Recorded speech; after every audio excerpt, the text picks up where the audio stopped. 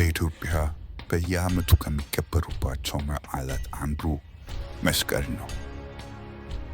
መስቀል በእምነት በዳመራ እንዲሁም በዝማሬ የሚከበርበት በዓል ነው። በዩኔስኮ ከማይዳሰሱ ባህላቶች አንዱ ሆኖ ተመዝግቧል። መስቀል ለምን ይከበራል? ከረጅም ጊዜ በፊት በ4ኛው መቶ ክፍለ ዘመን በኢትዮጵያ እሌኒ የምትባል ታማኝ ንግሥት ነበረች። የክርስትና እምነት ስለመጠበቅ በጣም አሳስባት ነበር።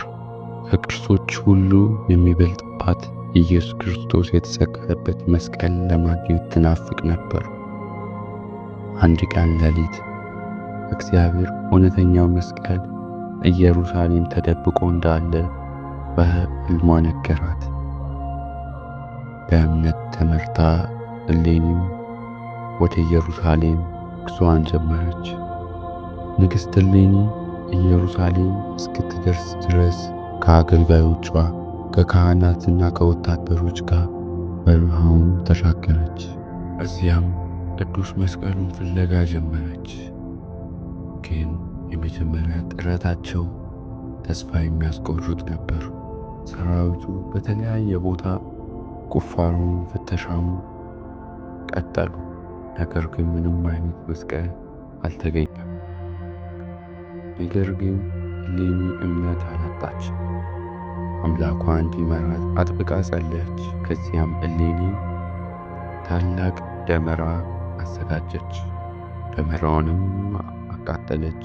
ጢሱም ወደ ሰማይ ላይ ተንሳፈፈ። ከከተማው ውጭ ያለውን ኮረብታ ይጠቁማል። እሌኒም የጸለየችው ምልክት መሆኑን አውቃለች።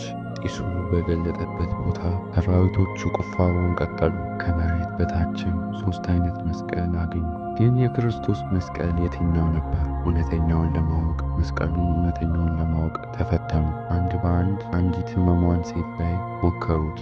የመጀመሪያው ሁለቱ ምንም ለውጥ አላመጣች።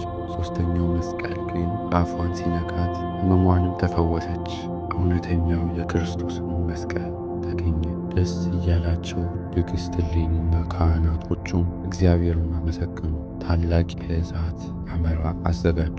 ለምስጋና ተለኮሰ። መጀመሪያ የመስቀል በዓል እዛው ተከበረ። ከዚያ ቀን ጀምሮ ዳመራ የእውነተኛውን መስቀል ተአምር ያሳያል። ዛሬ መስቀል በዓለም በመላው ኢትዮጵያ በድምቀት በጸሎትና በዝማሬ መከበሩን ቀጥሏል። በዛሬው ቪዲዮ የመስቀልን ታሪክ ለመቃኘት ሞክረናል። በቀጣይ ቪዲዮ እስከምንገናኝ ሰብስክራይብ ማድረጉን እንዳትረሱ።